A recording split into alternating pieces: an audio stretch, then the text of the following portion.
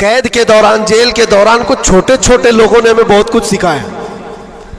गुजरात के एक छोटे से गांव का रहने वाला कैदी आ गया था, मानसिक संतुलन बिगड़ा हुआ था। घर वाले भी चाहते थे अंदर ही रहे, छुड़ाना भी नहीं चाहता था कोई, उठा पटक ज्यादा करता था, जवान था और अंदर रहा। महीना गुजरने लग गया। वहां होता ऐसा, निजाम ऐसा है कि हर हफ्ते घर वालों की मुलाकात आ जाती, जालियों में, इधर से हम, बाहर से रिश्तेदार। हर कैदी के कोई, कभी माँ, कभी बाप, कभी भाई बहन, मुलाकात के लिए हफ्ते में एक मर्तबा टाइम मिलता है 15 मिनट का। लेकिन इस बंदे का कोई आता ही नहीं था, मिलने भी नहीं आया। महीना गुजर जाता, ये उठा पटक शुरू कर दे, लोगों को मारना। तो जेलर जो है घर को फोन लगाता उसके और कहता कि भाई तुम्हारा बेटा है, कभी तो आओ, मुलाकात लो उससे, सबको परेशान कर रखा है।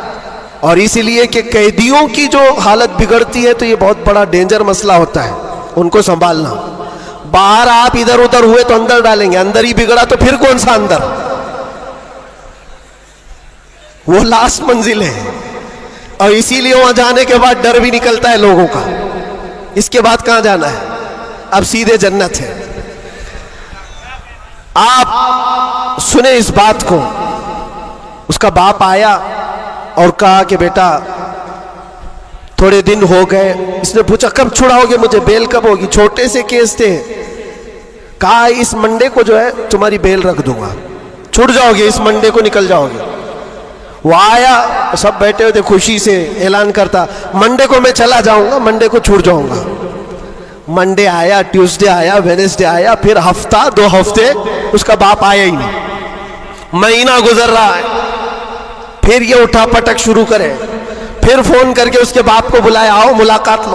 बाप आया, फिर पूछा कब होगा अब्बा? कहा मैं थोड़ा सा काम में बिजी था, इस मंडे तो तेरा हो जाएगा, इस मंडे को हो जाएगा।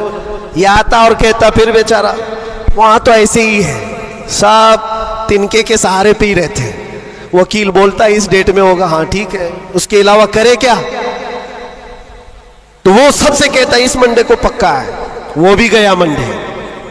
फिर 1 महीना गुजरा, ये 6 महीने उसका बाप हर मंडे को ही बोलता था, बार बार आए, तवज्जो चाहता हूं। और हालत ऐसी हो गई, 6 महीने के बाद वो बाप से मिलकर के अंदर आ रहा है, सारे कैदी खुद ही बोलने लगे इस मंडे को है ना तेरा।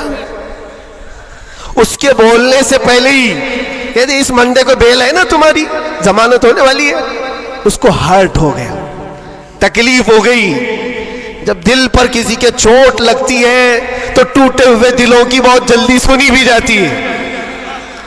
उसने झल्ला करके कहा था, गाली दे करके कहा था, क्रिमिनल था, गाली दे करके कहा था सबको, तुम लोग मेरा मजाक उड़ा रहे हो, मेरे बाप की वजह से या जेलर की वजह से मैं अंदर नहीं हूं। मेरा खुदा इतने दिन का लिखा है और जिस दिन लिखेगा तुम सब देखते रहोगे, मैं चला जाऊंगा।